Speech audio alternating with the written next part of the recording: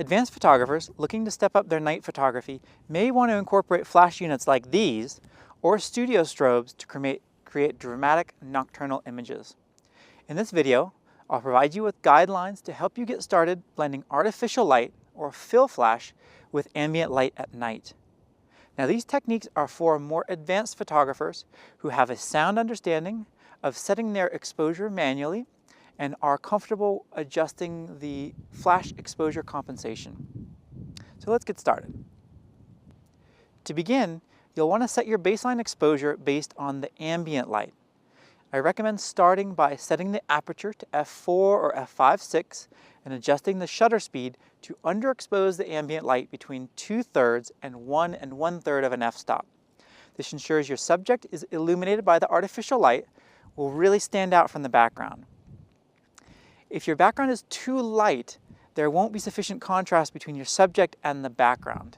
If your subject is too dark, it won't make for an arresting environmental portrait because the environment, the background, won't convey enough information about your subject's surroundings. Once your ambient exposure is established, you'll need to then set the intensity of the fill flash to correctly expose your subject.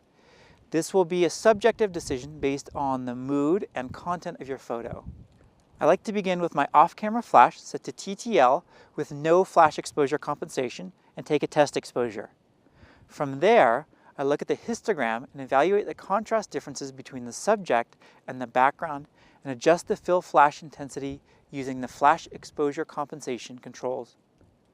I'll do that either on the camera's body itself or on the flash unit. Next, take a second test exposure to confirm your corrections, then get to shooting. If you're photographing during the elusive blue hour of twilight, you'll find that you have a narrow window of time, only a few minutes, when the light in the sky is just right. So move quickly to capture the great light. If you're photographing a moving subject, you'll want to change your camera's flash settings to trigger the flash to illuminate just as the shutter is closing rather than when the shutter is opening, as is done normally. This is commonly called rear curtain sync or second curtain sync. This feature ensures that the flash captures your subject at the end of their motion rather than at the beginning. On all Olympus DSLR and pen cameras, you can select the second curtain sync option by accessing the flash menu option from within the super control panel on the back of the camera, then select the slow to option.